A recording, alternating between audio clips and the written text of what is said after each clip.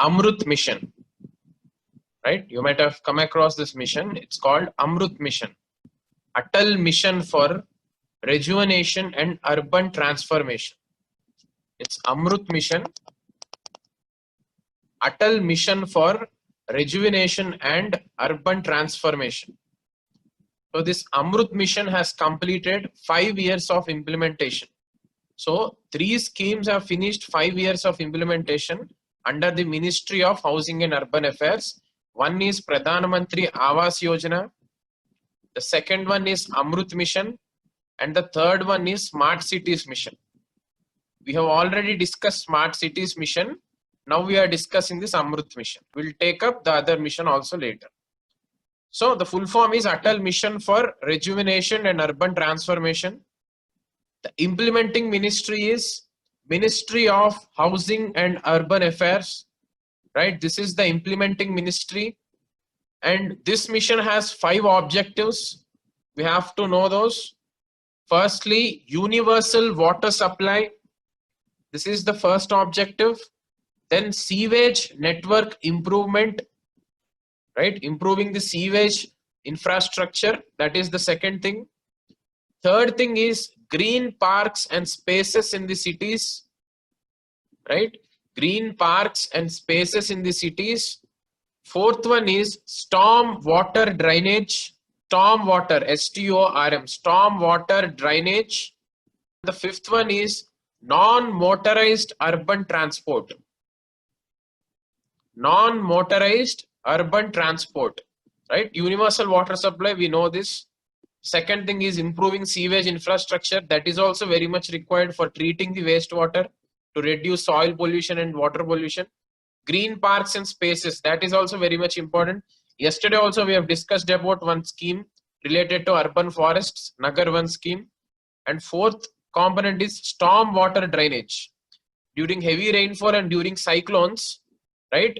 Urban flooding is a common phenomenon we see. That is because of poor drainage system, right? So for solving that also, a component is there called storm water drainage. And also one of the major challenge in urban areas is the temperature. You must have come across a term in environment called urban heat island effect, right? Urban heat island effect. What is this urban heat island effect means? Compared to the rural areas, urban areas will be at a higher temperature. This is because of the various emissions that take place in the urban areas, right? Various greenhouse gas emissions from the vehicles and the industries. Because of this, urban areas, they heat up, temperature is more. This is called urban heat island effect, right?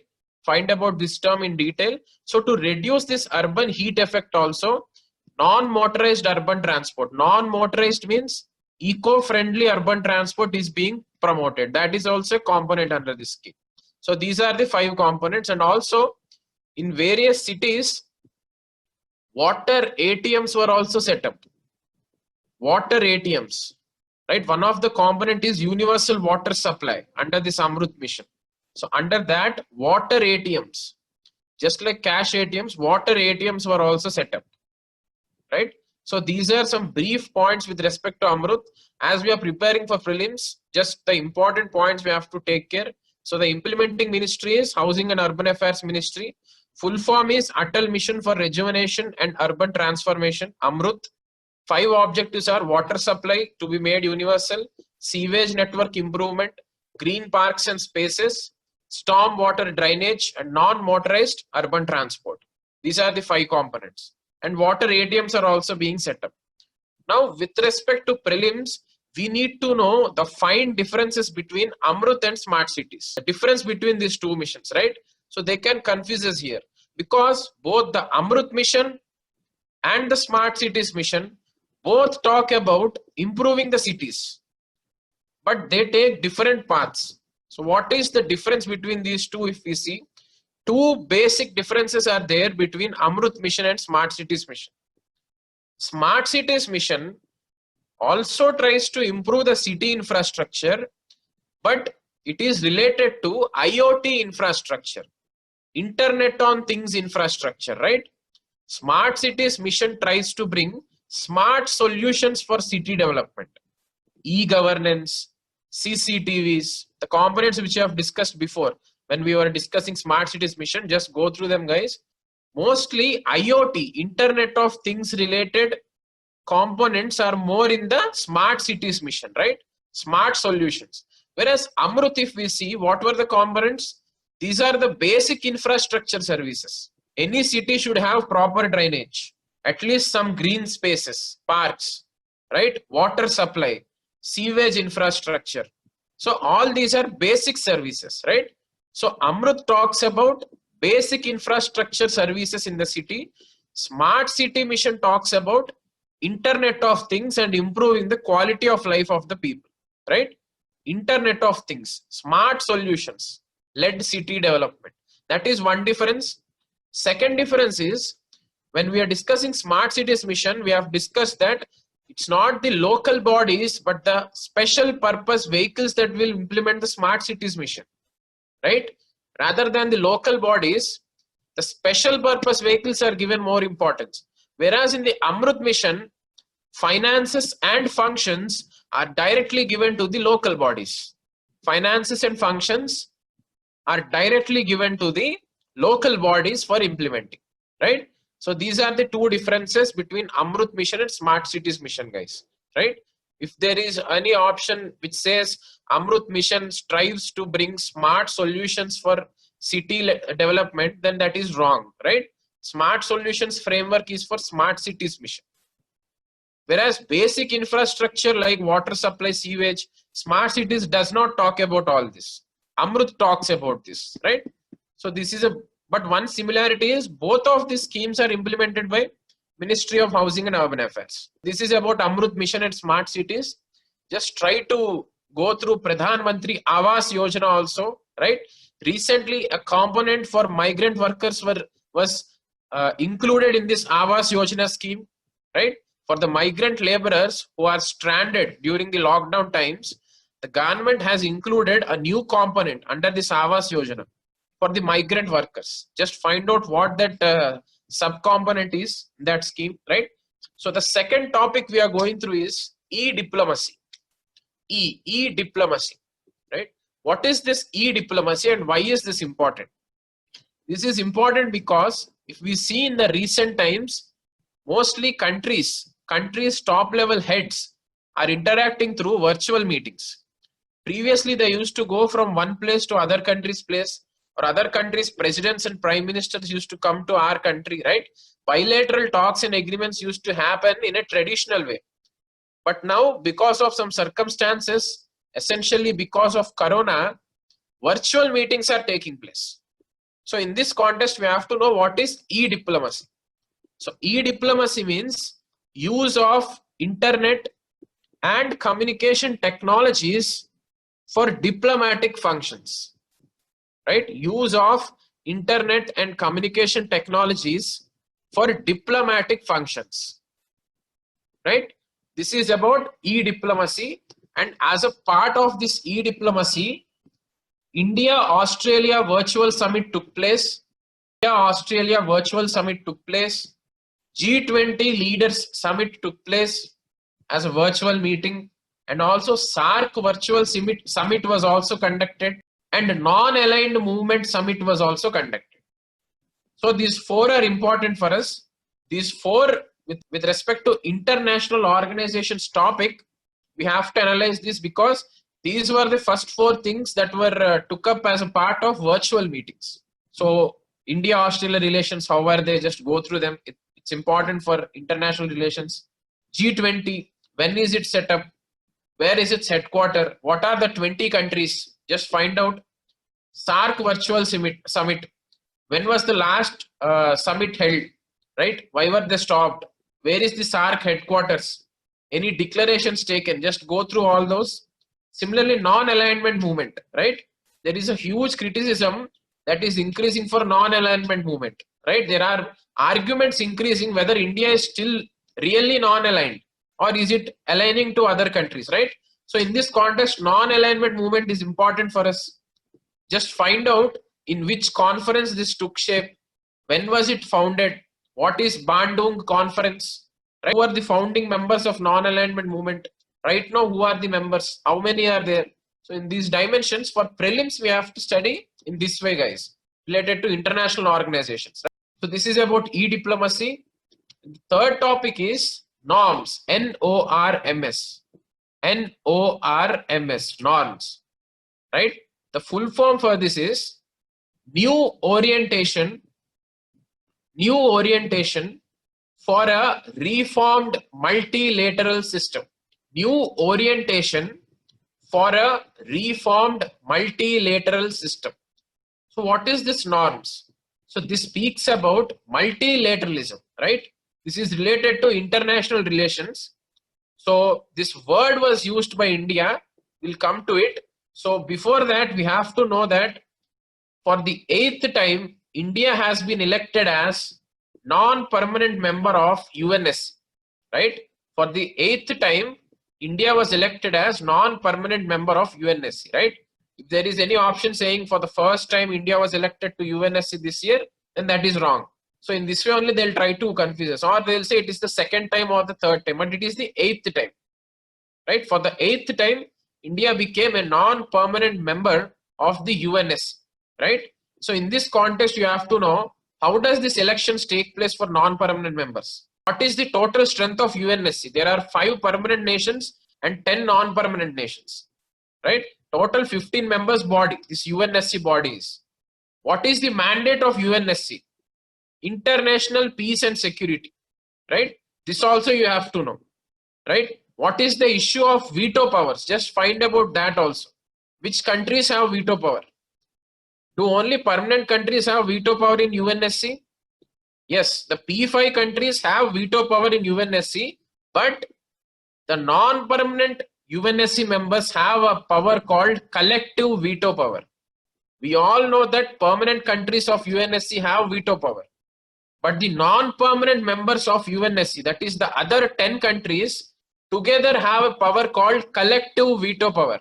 Find about it. What is the collective veto power, right? And what is the term of UNSC? It is 2 years, right?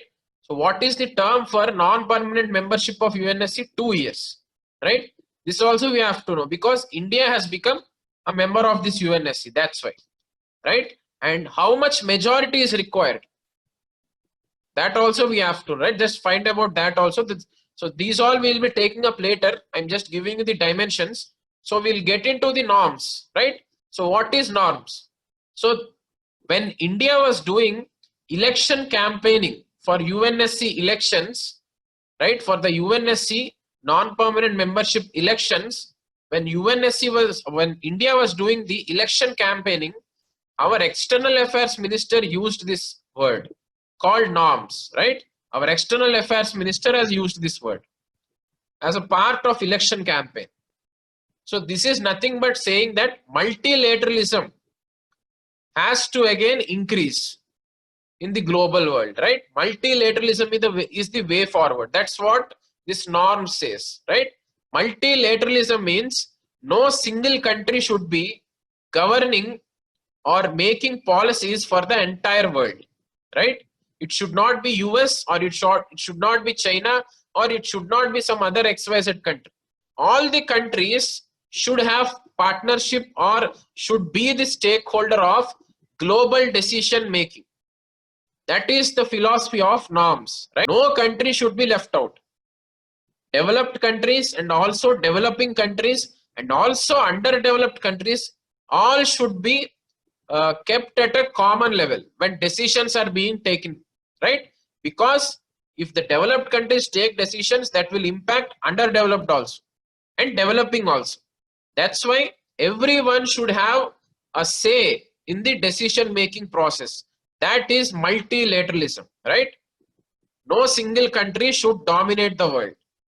If only one country is dominating, then it's called unilateralism, right? This is multilateralism. That means we have different powers, not single power, which is governing the world.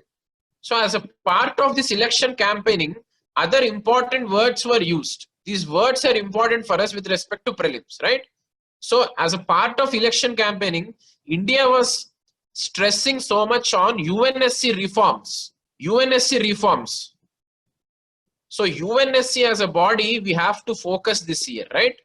For two reasons. India became a member, and also India always asks for UNSC reforms to expand the UNSC body, right? So this is important. UNSC, just focus it, guys, in howsoever dimensions as possible. And secondly, India also spoke about UNCCIT. There is a convention which India is trying to implement, which is called United Nations Convention to Combat International Terrorism, right? United Nations Convention to Combat International Terrorism. So for terrorism, there is no such global convention. Like for climate change, we have UNFCCC Paris Agreement, right? In this way, for terrorism, there is no such convention, right? So that is demanded by India from many years. But unfortunately, we were not able to pass this in UN General Assembly, right? So this was also mentioned by India a lot in the election campaign, right? So this is not yet signed and ratified by all countries, right? So this UNCCIT still did not see the light of the world. That is important for us, guys, because they can say UNCCIT, it was adopted by the United Nations countries. All the United Nations countries are members of this convention. We can see these kind of options, but that is not the case, right? This is still yet not passed in the UN General Assembly. This is a long pending demand of India that we have to know. And also 5S approach.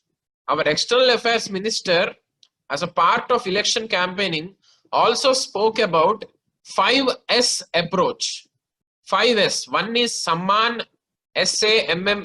Samman means respect. Second thing is Samvad, SAMVAD. Samvad means dialogue. Third is Sahayog, SAHYOG. Sahayog means cooperation. Fourth is Shanti, means peace. And fifth is Samriddhi, means prosperity, right? Samman, Samvad, Sahayog, Shanti, Samriddhi. This 5S approach was also a part of election campaigning, right? So this is up to some extent important for prelims, but for mains this is very much important, right? For IR questions, we can straight away use this 5S approach, right? It gives a lot of impact.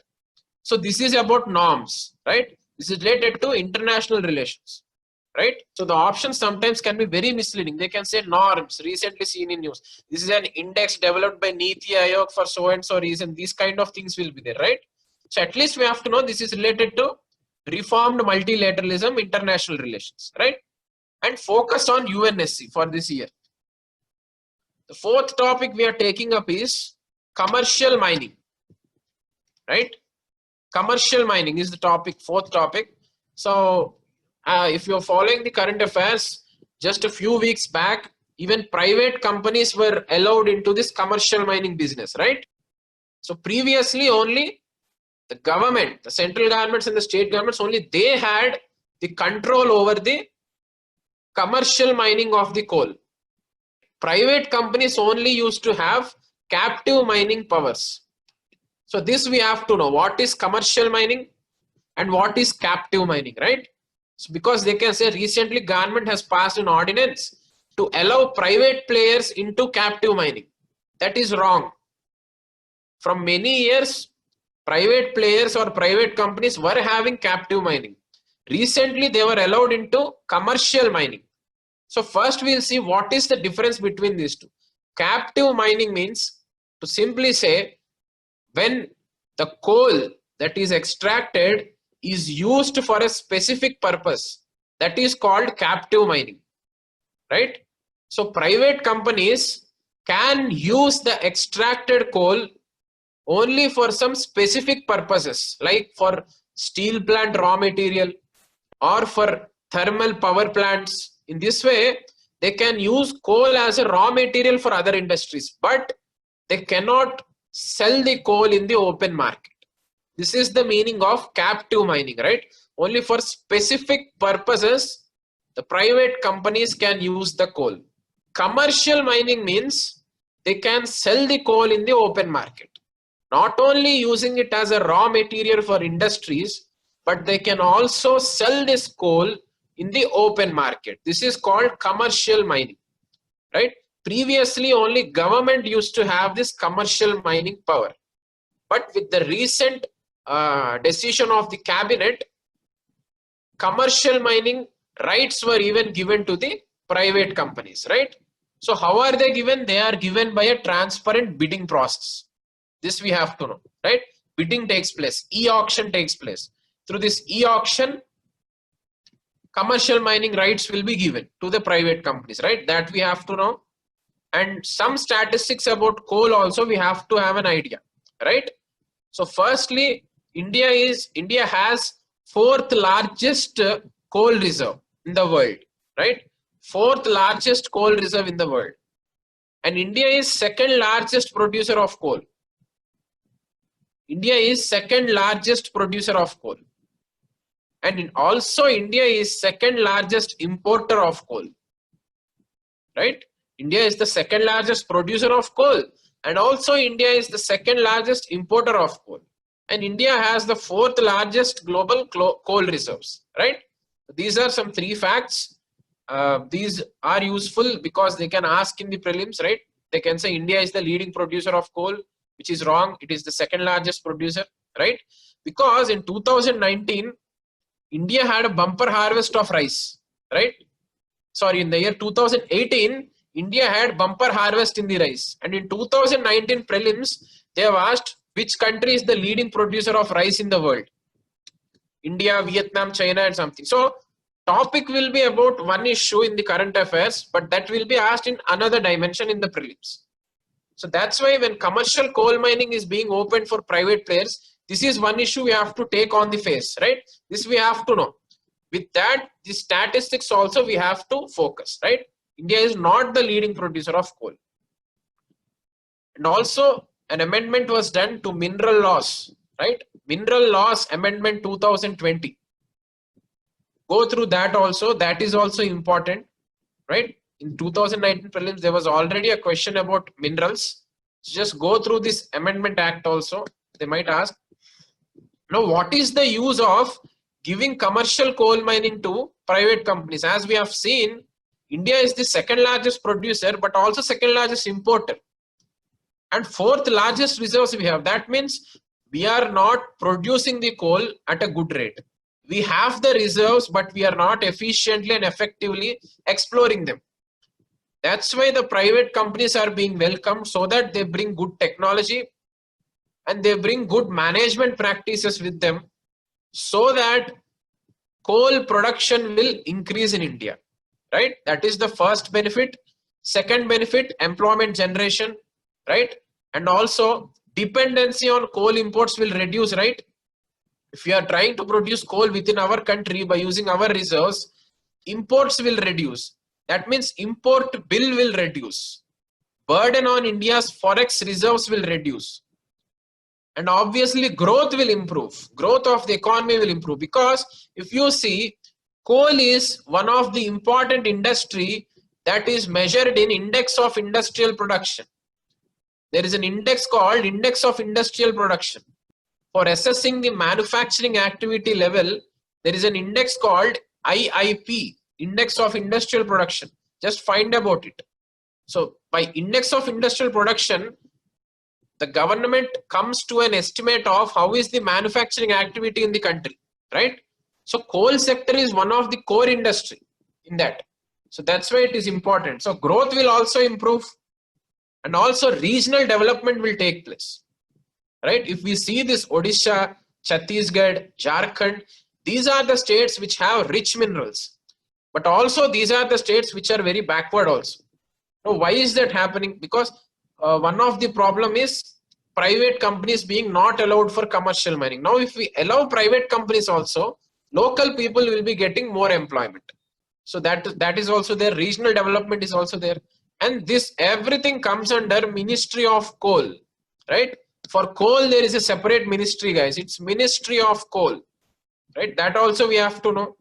But however, one of the negative thing by taking this is renewable energy sector will face competition now. Renewable energy sector will face competition. And find out how much FDI is allowed in coal sector, right? That is also important. How much FDI is being allowed in the coal sector, right? So these are some dimensions by which we have to analyze commercial coal mining, right? It was opened recently for private companies. Now they have both captive mining and commercial mining powers. Previously they used to have only captive mining, right? Fourth largest coal reserves, second largest producer, second largest importer of coal, and mineral laws amendment, just go through it. Employment improves, import bill reduces, growth will improve, index of industrial production, that measure will improve, regional development will be there, ministry of coal is there, separate ministry for the coal, right? Renewable energy sector might face a challenge, and FDI in the coal sector, it's 100% guys, in coal sector, right? So the next topic is Nasha Mukt Bharat. Nasha, N-A-S-H, this is a Hindi word.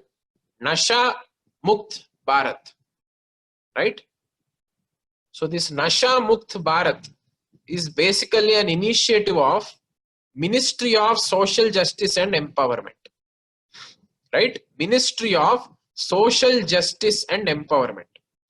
This Nasha Mukt Bharat objective is to reduce and prohibit drug abuse, right?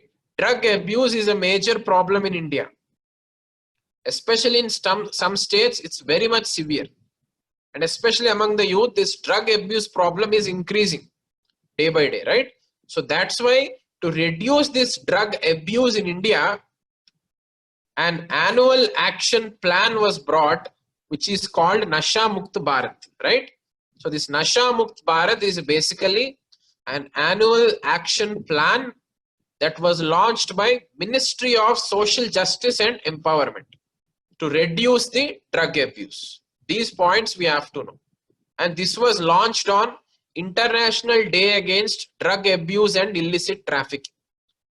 June 26th is the date, right? International Day Against Drug Abuse and Illicit Trafficking.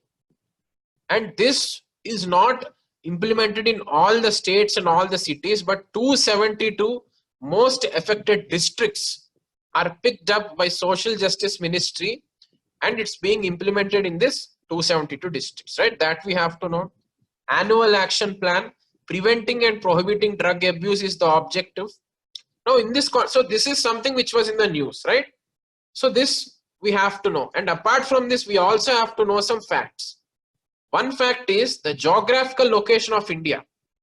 You might have heard about Golden Triangle and Golden Crescent, right? These two are important. Because this Nasha Mukt Bharat was in the news, one thing is they can straight away ask, okay, this is launched by which ministry and what is it? It's an action plan, annual action plan. What for is it? To reduce drug abuse. That can be one dimension, how they can ask the question. Now the other dimension is, rather than asking about Nasha Mukt Bharat, they might ask about Golden Triangle. What are the countries that are in Golden Triangle? Or what are the countries that are in Golden Crescent? This we have to know. So in Golden Triangle, Myanmar, Thailand and Laos are there. In Golden Triangle, 3 countries are there: Myanmar, Thailand and Laos. Laos. These 3 countries are there, right? In Golden Crescent, Afghanistan, Pakistan and Iran are there, right? Afghanistan, Pakistan and Iran.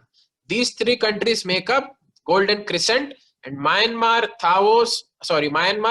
Thailand and Laos, these 3 make Golden Triangle, right? So these we have to know. And also in this context, we have to know the World Drug Report 2020 that was launched recently.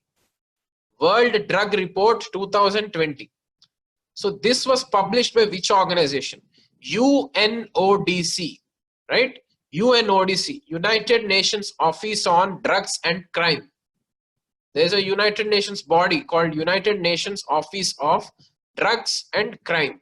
This body has published World Drug Report 2020, right? So some facts in this World Drug Report also we have to know. It said that drug abuse is on rise, right? Drug abuse is increasing, especially in the COVID pandemic time. Drug abuse has increased. This is a shocking trend. And also drug trafficking also has increased. Drug trafficking also increased, and drug trafficking through alternative routes has increased so much, right? Alternative routes, illegal drug trafficking has increased. Cannabis, there is a particular type of drug called cannabis, right? Cannabis, C-A-N-N-A-B-I-S, cannabis. These are the most used drugs. And opioids, O-P-I-O-D-S, opioids are the most harmful drugs. And previously we had this drug abuse problem mostly in developed countries. But now even in developing countries also this has emerged as a huge problem, right? Not only in developed but also in developing countries, this is happening to be a very big problem. That also this report says. Take 2018 report, India topped in the South Asian countries in terms of production of these drugs. Production, manufacture and sales of the drugs, India has topped in the South Asian country, right? In the year 2019, which is a sad trend. So this is about Nasha Mukt Bharat, guys. Ministry of Social Justice and Empowerment, annual action plan to prevent and prohibit drug abuse, launched on International Day Against Drug Abuse. 272 most affected districts were picked up. Golden Crescent, Golden Triangle, what are the countries involved, we have to know. And also this World Drug Report 2020, which was published by UNODC, right? UNODC also published another report on illegal wildlife trade also. Just find out what that report is, right? So this is about Nasha Mukt Bharat. So now we'll take up some environment topics also. So firstly, Deep Ocean Mission. Deep Ocean Mission. Yesterday we have discussed about Seabed 2030 project, right? Seabed 2030 project. That was taken up by Nippon of Japan and GEBCO, G-E-B-C-O. So bathymetry it is related to mapping the ocean floor. That is done by Japan and GEBCO. This Deep Ocean Mission is done by India. India's exploration in the Indian Ocean region, right? So this is that mission. It is Deep Ocean Mission. So what is this Deep Ocean Mission? The objective is to explore untapped ocean resources in the international waters, right? In the UNCLOS treaty class, I have explained you what are the different zones which come under the control of India, right? Territorial waters, contiguous zone, exclusive economic zone, and beyond that is the international waters. So in international waters, no single country has the control. All the countries have rights over it, right? It's like a global resource which any country can use, right? That is international waters. So Deep Ocean Mission is India's mission to explore untapped ocean resources in the international waters, right? International waters, because options can be saying Deep Ocean Mission is India's mission to explore India's exclusive economic zone. No, India's exclusive economic zone is already under India's control, right? Already we have explored it. International waters we didn't explore, so we are trying to explore it. That is Deep Ocean Mission. That is the first point. Now why are we trying to explore it? Because we have polymetallic nodules. Polymetallic nodules, these are minerals mostly consisting of manganese and iron and their oxides, right? So these polymetallic nodules are present in the international waters region. So these are very important minerals, right? For the mineral security of the country, these polymetallic nodules are very much important. That's why India is trying to explore the international waters, right? So polymetallic nodules, this is important, this word is important. And now international waters, which region are we exploring? Now we can't explore as and when we want, right? We need to take permission. There is a body called International Seabed Authority, right? International Seabed Authority. This International Seabed Authority under the UNCLOS Treaty, United Nations Convention on Law of Open Seas, right? UNCLOS. This UNCLOS, under this UNCLOS, International Seabed Authority is the agency which gives permission to any country to explore international waters, right? Till exclusive economic zone, we need not ask anyone because it is under our control. But international waters is under no one country's control. So we need to take permission from International Seabed Authority, right? So in 1987 itself, International Seabed Authority gave permission to India to explore Central Indian Ocean region, Central Indian Ocean Basin. This region was given permission by International Seabed Authority to explore, right? So India is right now exploring this Central Indian Ocean Basin, right? We got the rights in 1987. So this deep ocean mission is basically deep sea mining project, right? Deep sea mining project. We go into very much depth and try to map the floor and get the resources. For what? For polymetallic nodules, essentially, right? Polymetallic nodules. And India also started two important projects. One is desalination plant. Desalination plant powered by tidal energy. Using tidal energy, India is planning to run a desalination plant. That is one thing. Second thing is India's other project is to make up a submersive vehicle, right? Submersive vehicle that can explore the ocean bottom. So these two projects are being taken up by India as a part of this deep ocean mission, right? One is to establish a desalination plant that runs on tidal energy, and the other thing is to make a submersive vehicle which can go into depths and analyze the ocean floor, right? So OSMART is another term we have to know. OSMART. OSMART. This means Ocean Services, Technology, Observations, Resource Modeling and Science. I'll repeat it again. OSMART. This is related to Ocean Services, Technology, Observations, Resource Modeling and Science, right? Basically, this is related to research and development in the ocean region. So if we know like this also, it's very much useful because the question can be saying, OSMART recently seen in the news is related to. 4 options will be given. One is related to space, other is related to ocean, the other one is related to smart cities, right? In this way, they will be giving to confuse us. So OSMART is related to Ocean Services, Technology, Observations, Resource Modeling and Science, right? R&D for ocean. This is also a mission which India is implementing to explore the ocean, right? So this can be connected to blue economy and SDG 14. Just like how we related yesterday's Seabed 2030 project to SDG 14 and blue economy. In the similar way, this is also related to blue economy and SDG 14, right? So this is about deep ocean mission, guys, to explore the ocean resources in the international waters, right? International waters by India. Polymetallic nodules for mineral security. Central Indian Ocean Basin is the area where we are focusing now, right? We got the rights for this in the year 1987 from International Seabed Authority under UNCLOS treaty, right? These are something.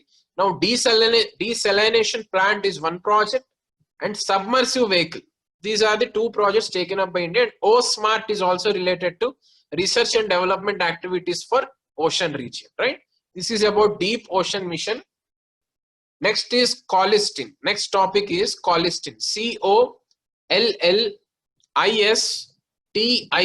Colistin, right? Next topic is colistin. C-O-L-L-I-S-T-I-N. Now this colistin is basically an antibiotic, right? It's basically an antibiotic.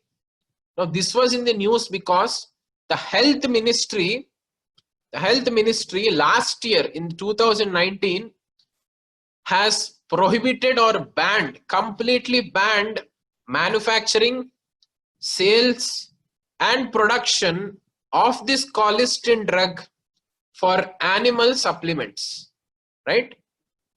Health ministry has banned this colistin drug for manufacturing, sales and production for animal supplements. That means the health ministry told this colistin drug should not be used for animals. It should not be used to feed the animals, right? It should not be used as a supplement for the animals. Why? This we will be taking up now. So this colistin is basically called the last lifeline drug for humans. It's called the last lifeline drug for humans. It's also called as reserve antibiotic. That means why it's called last lifeline is when other antibiotics and all other treatments, if nothing is working on a particular patient, then this colistin is given to cure some bacterial infections, right? So that's why this colistin is used. It's a last lifeline drug, lifeline, right? It's called a reserve antibiotic. If nothing is working out, then this colistin is used, right? For the most severe circumstances, this colistin is used to treat the humans. But now what is happening? This colistin is being misused in poultry and aquaculture, right? In the fisheries and poultry, they are misusing this colistin. How are they misusing? They are feeding the poultry and the fisheries with this colistin drug so that weight of their flesh increases, right? So that weight of the meat increases. For that purpose, colistin is being fed to the poultry and the fisheries, right? Now, as it is being fed to poultry and fisheries, now we have already discussed about bioaccumulation and biomagnification, right? As we go to the above levels of food chain, this chemical gets transported. So now the poultry and the fisheries are having this colistin. Now we will ultimately consume this poultry, the chicken and the fisheries, right? So this colistin is getting into our body. So this bacteria are getting resistant to this colistin drug, right? Antimicrobial resistance is increasing for this colistin drug. As a result, what's happening? This colistin is failing to be a lifeline drug, right? Bacteria are not responding to this colistin drug. They have become resistant. But this is a very important drug. As I have told you, it's like a reserve antibiotic. If nothing is working out, this will be used, right? So such a drug is going waste because it's being misused in the poultry and fisheries sector, which is leading to antimicrobial resistance, right? So the point here we have to remember is government banned colistin only for animal supplements. Government didn't ban colistin for health purposes. That we have to know, right? It didn't ban colistin as a whole. It banned colistin, it banned the usage of colistin in animals, right? That is important because they can say health ministry has recently banned colistin for all purposes, right? So that specificity is important, and this step is taken under Drugs and Cosmetics Act 1940. This is the legislation that governs drugs in India.